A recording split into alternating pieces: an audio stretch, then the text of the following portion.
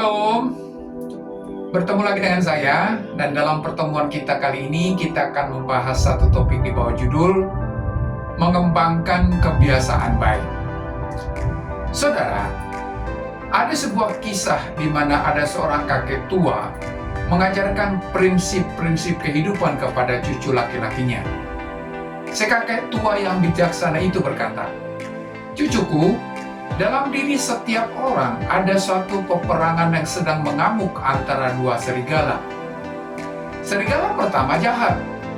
Serigala itu suka marah, iri hati, tidak mau mengampuni, sombong, dan pemalas. Sedangkan serigala kedua baik. Serigala tersebut penuh kasih, rendah hati, dan memiliki kendali diri.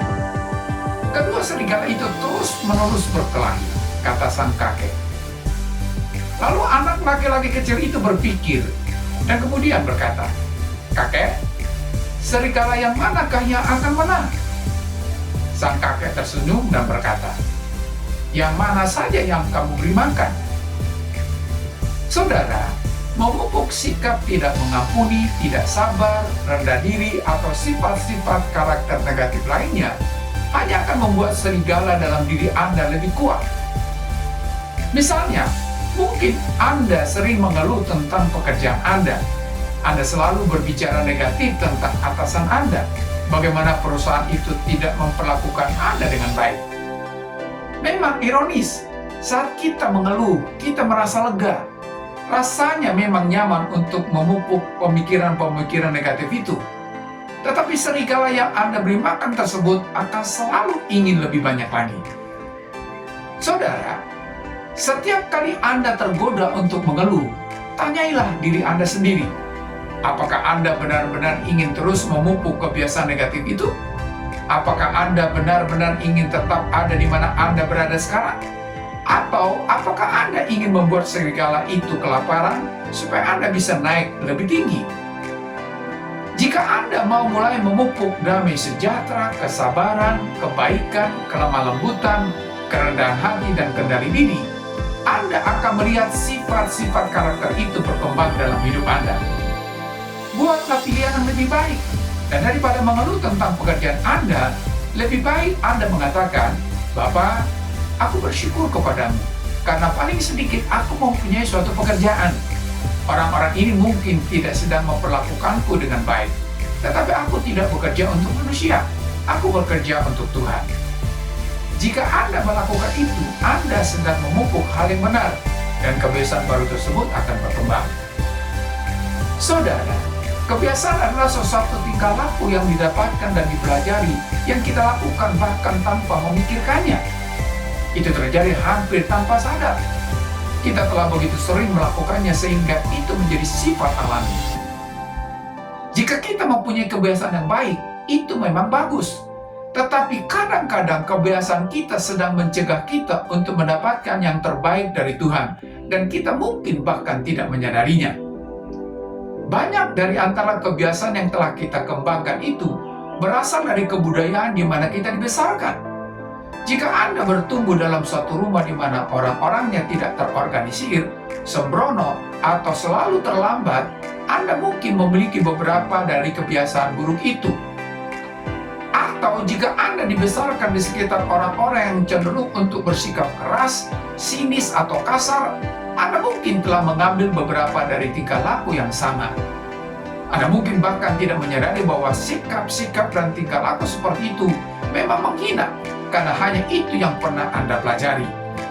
Di lain pihak, beberapa orang bertumbuh di sekitar orang-orang yang mempunyai kebiasaan-kebiasaan positif, seperti kerapian, kesalehan, kebersihan, dan keteraturan.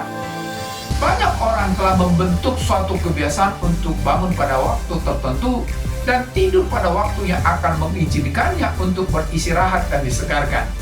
Semua ini adalah pola perilaku positif yang dipelajari.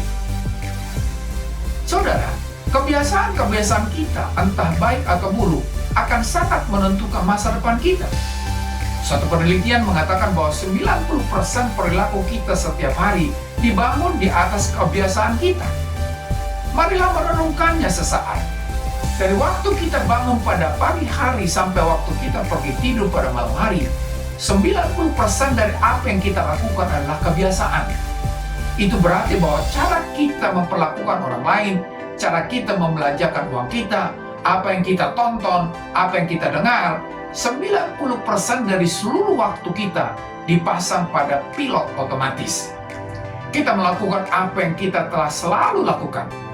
Tidak mengherankan bahwa jika Anda ingin mengubah hidup Anda harus mulai dengan serius mengubah kebiasaan Anda sehari-hari.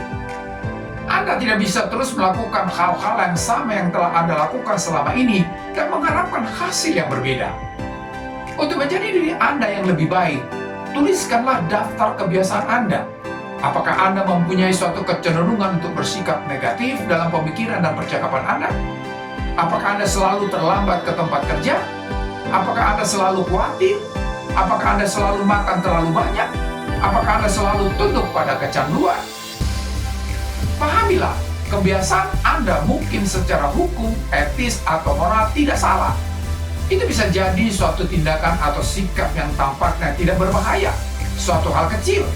Tetapi jika Anda tidak melakukan sesuatu tentang itu, Anda bisa hidup bertahun-tahun dengan membuang-buang waktu dan tenaga, dengan menjadi tidak produktif dan tidak menguntungkan.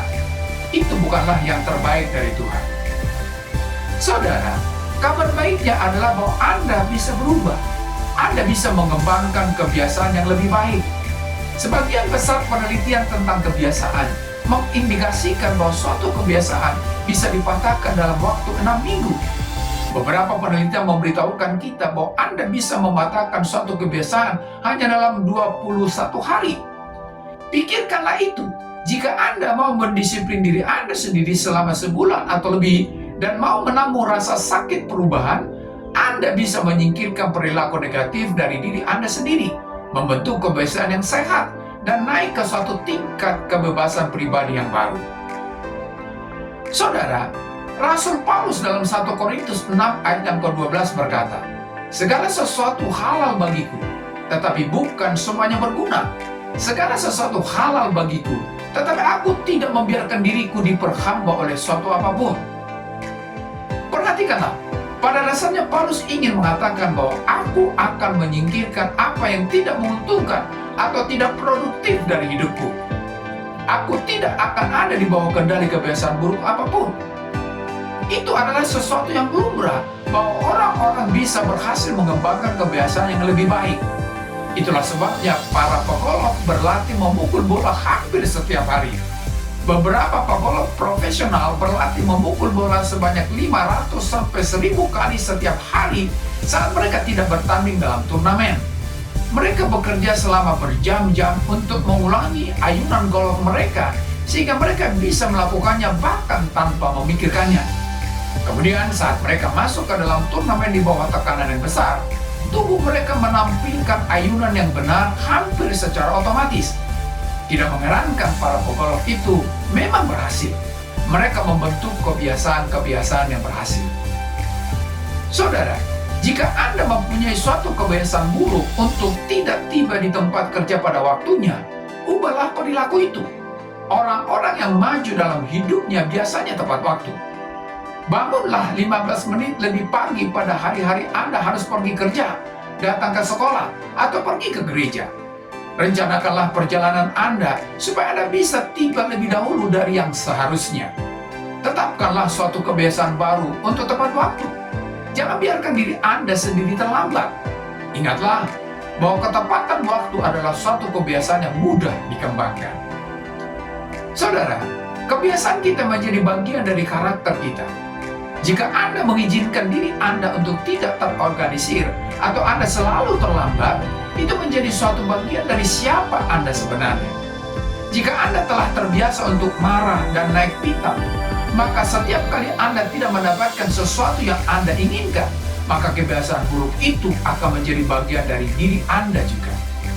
Langkah kebiasaan menuju perubahan adalah mengidentifikasi apakah yang menarik Anda untuk mundur. Identifikasikanlah kebiasaan-kebiasaan buruk apapun dan kemudian buatlah keputusan untuk melakukan sesuatu tentang itu. Sederhananya, berhentilah memupuk kebiasaan buruk itu. Dan Anda harus membuat kebiasaan buruk Anda tunduk dan mulai memupuk kebiasaan-kebiasaan baik Anda. Sering orang berkata, kebiasaan buruk memang mudah untuk dikembangkan, tetapi sukar untuk hidup bersamanya. Dengan kata lain, memang mudah untuk menyela dan bersikap kasar dengan mengatakan apapun yang Anda rasakan dan membuat komentar yang menyindir, memotong pembicaraan, dan sinis. Itu memang mudah, tetapi memang sukar untuk tinggal dalam satu rumah yang penuh pertikaian dan ketegangan. Memang mudah untuk menghabiskan uang yang kita tidak punyai dengan memakai kartu kredit kita. Memang sukar untuk hidup di bawah tekanan ketidakmampuan untuk membayar tagihan-tagihan kita. Memang mudah untuk menyerah pada godaan dan melakukan apapun yang kita rasakan. Memang sukar untuk hidup dalam belenggu dengan merasa bersalah dan terhukum. Saudara, pikirkanlah seseorang dengan kecanduan kimiawi. Memang mudah untuk kecanduan. Mulanya itu mungkin tampak menyenangkan dan menggairahkan. Tetapi tidak lama kemudian kecanduan itu mengendalikan orang tersebut yang menjadi seorang budak dari kecanduan itu. Kebiasaan buruk memang mudah didapatkan, tetapi sukar untuk hidup bersamanya. Di lain pihak, kebiasaan baik memang sukar dikembangkan. Suatu kebiasaan baik dihasilkan dari suatu keinginan untuk bekerja dan berkorban, dan kadang-kadang kerelaan untuk menanggung penderitaan. Tetapi lebih mudah untuk hidup dengan kebiasaan baik. Misalnya, pada mulanya memang sukar untuk menahan lidah Anda dan mengabaikan suatu penghinaan saat seseorang mengkritik atau menghina Anda. Memang sukar pada mulanya untuk mengampuni, tetapi sangat menyenangkan untuk hidup bersama dalam sebuah rumah yang penuh damai sejahtera dan keharmonisan. Saudara, jika Anda mau untuk merasa tidak nyaman sementara waktu, supaya Anda bisa maju melampaui rasa sakit perubahan permulaan dalam waktu panjang, hidup Anda akan menjadi lebih baik. Rasa sakit tidak akan ada selamanya. Nyatanya, sekali Anda mengembangkan kebiasaan baru, rasa sakit itu akan hilang. Jika Anda mau maju melampaui rasa sakit permulaan itu, entah dibutuhkan waktu 1 minggu, 1 bulan, atau 1 tahun, akhirnya rasa sakit itu akan pergi, dan Anda tidak akan hanya jauh lebih menikmati kehidupan Anda, tetapi Anda akan hidup pada suatu tingkat yang lebih tinggi.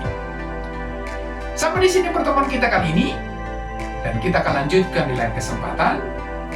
Terima kasih, dan shalom.